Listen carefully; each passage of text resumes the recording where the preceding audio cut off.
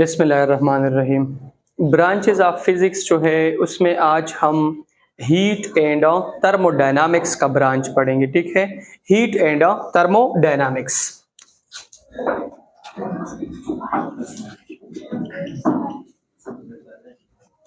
Heat and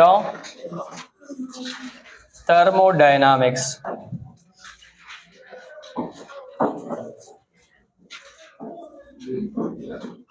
heat and thermodynamics ये physics का एक ऐसा ब्रांच है जिसमें हम हीट को स्टडी करते हैं। ठीक है, और थर्मोडायनामिक्स जो है उसमें हम क्या चीज स्टडी करते हैं? ट्रांसफॉर्मेशन। क्या चीज स्टडी करते हैं? ट्रांसफॉर्मेशन। तो इसमें मैं आप लोगों को सबसे पहले हीट के बारे में बताऊंगा। What is heat? कोई भी आपसे पूछ सकता है कि हीट किसे कहते हैं। हीट का मतलब है हरारत। हीट का क्या मतलब है? हरारत।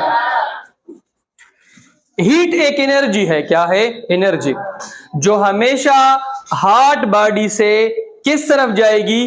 कोल्ड की तरफ। किसकी तरफ? कोल्ड। देखिए, ये आपके पास फर्ज करे कि एक कप है। क्या है? कप।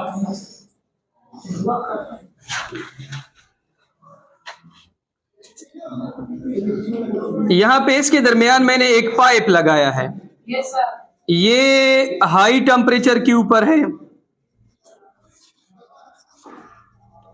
और ये लो टेम्परेचर के ऊपर है। एक हाई टेम्परेचर और एक लो टेम्परेचर। तो हीट जो है वो हमेशा हाई से किसकी तरफ जाएगी? लो की तरफ। किसकी तरफ? लो। मेरी बात समझ में आ रही है? हीट आपके पास एक एनर्जी है जो हमेशा हाई से कहां पे ट्रांसफर होती है? लो की तरफ। तो हम इसको किस तरह डिफाइन करेंगे? Form of energy which always flow from hot body to cold body. Energy की एक ऐसी फॉर्म जो हमेशा हॉट बॉडी से कोल्ड बॉडी की तरफ क्या करती है? फ्लो करती है। Form of energy which always flow from hot body to cold body. Form of energy which always flow from hot body to cold body. Energy की एक ऐसी किस्म जो हमेशा हॉट बॉडी से किसकी तरफ फ्लो करती है? Cold body. ये इसकी एक डिफिनीशन है। सेकेंड डिफिनीशन इसकी क्या है? अगर आपके पास कोई एक बॉडी है, उसके अंदर बहुत सारे मॉलिक्यूल्स होते हैं, उन मॉलिक्यूलों की अगर आप टोटल काइनेटिक एनर्जी मालूम करें तो ये इनकी क्या होगी? हीट होगी। क्या होगी? Heat. The total kinetic energy of molecules of a body.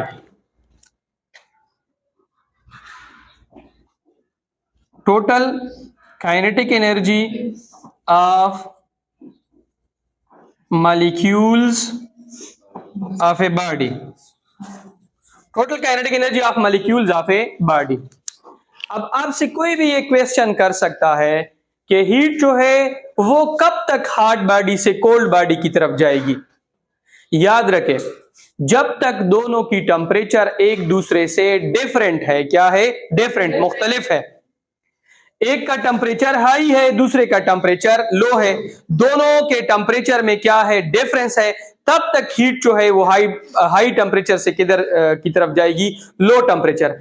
अगर दोनों का टेम्परेचर सेम हुआ तो हीट एक बॉडी से दूसरी बॉडी की तरफ फ्लो नहीं करेगी, और इस कंडीशन को हम थर्मल इक्विलिब्रियम कहते हैं। क्या कहते हैं? Thermal equilibrium.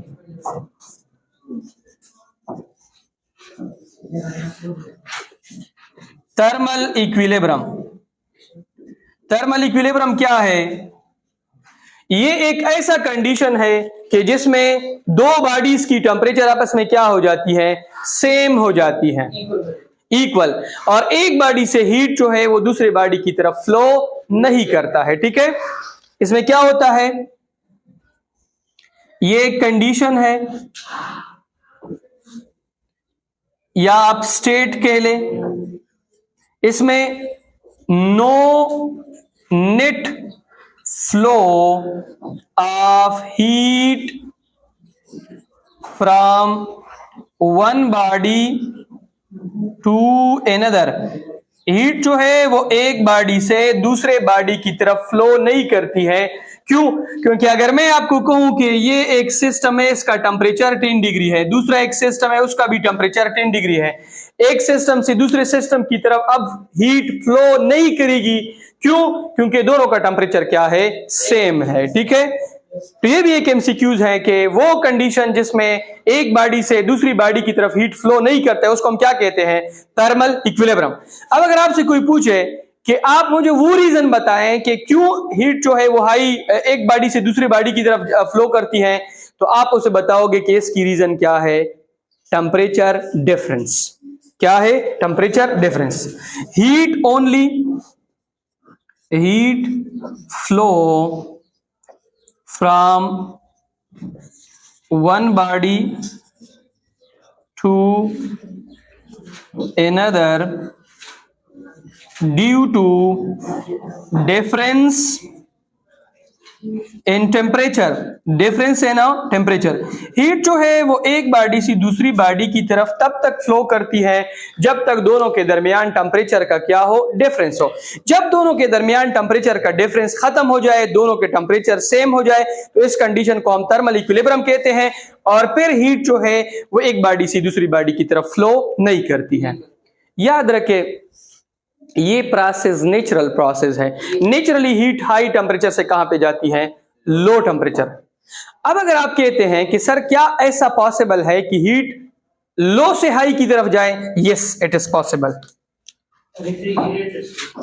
यस, हीट जो है ये एक एमसीक्यूज भी लिख लें। Heat can flow from low temperature to high temperature due to external work. अगर हम एक्सटर्नल वर्क करें तो फिर यह पॉसिबल है। Heat can flow from low temperature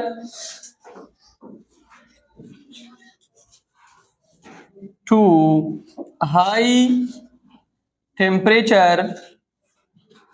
heat can flow from low temperature to, sorry लो, ये ऐसा भी करें, यही ठीक है। Heat can flow from low temperature to high temperature due to external work. और ये प्रोसेस हम रेफ्रिजरेटर में करते हैं। किसमें? देखिए, नॉर्मली अगर मैं आपको बताऊं, ये रूम जो है ये बहुत ज्यादा ठंडा है, आप इस रूम में एक हीटर लगाओ तो हीटर जो है वो हाई टेम्परेचर पर है, तो हीट जो है वो हाई से कहां की तरफ आएगी? लो। अब रेफ्रिजरेटर में क्या होता है? उसमें एक कंप्रेसर लगा होता है, वो वर्क करता है और उसमें फिर हीट जो है वो लो से किधर की तरफ जाती है? हाई की तरफ। वो एक्सटर्नल वर्क मांगती है। ठीक है, अच्छा। अब अगर आपसे कोई पूछे कि हीट जो है वो कितने तरीकों से एक बॉडी से दूसरी बॉडी में ट्रांसफर होती है?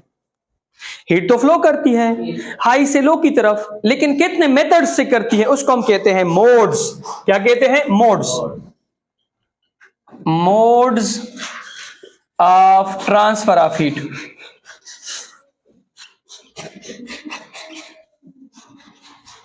Modes of transfer of heat.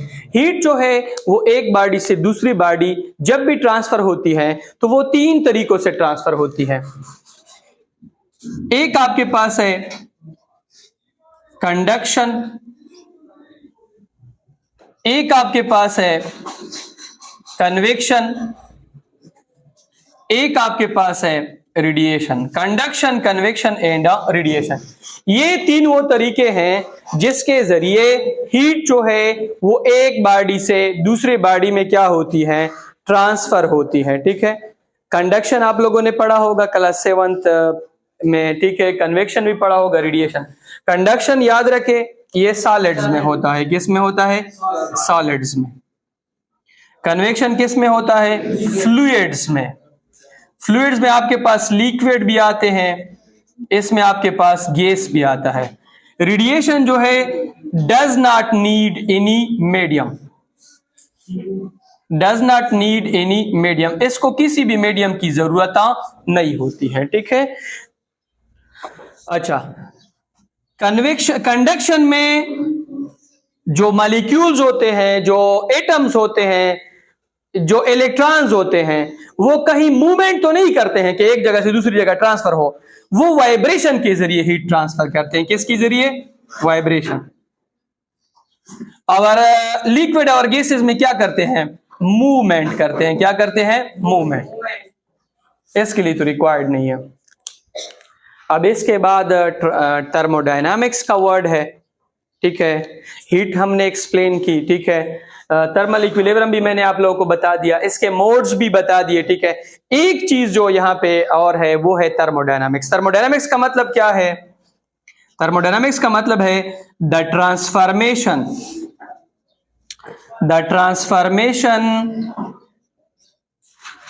Of heat from one form into another form। Heat जब एक फॉर्म से दूसरे फॉर्म में ट्रांसफर होती है, हीट जब एक फॉर्म से दूसरे फॉर्म में ट्रांसफर होती है, इसको बेसिकली हम ट्रांसफॉर्मेशन या अदर वर्ड्स में थर्मोडायनामिक्स कहते हैं। क्या कहते हैं? थर्मोडायनामिक्स।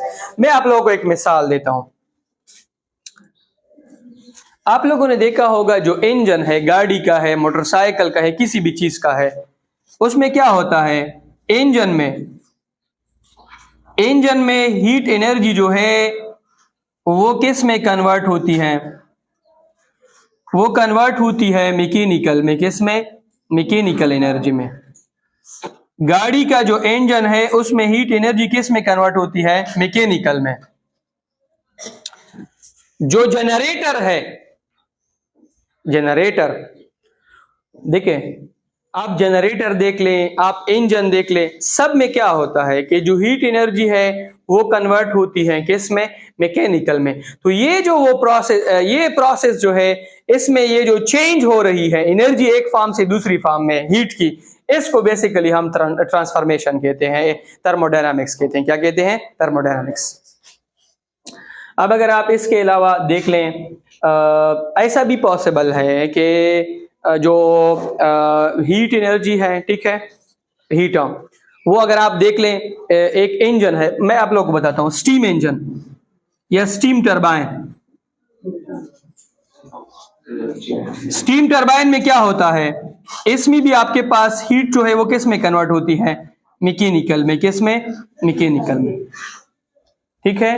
तो इसमें जो हीट एनर्जी है वो किस में कन्वर्ट हो रही है? मैकेनिकल में। ये जो हीट एनर्जी की एक फॉर्म से दूसरी फॉर्म में ये जो कन्वर्जन है, इसको बेसिकली हम ट्रांसफॉर्मेशन कहते हैं।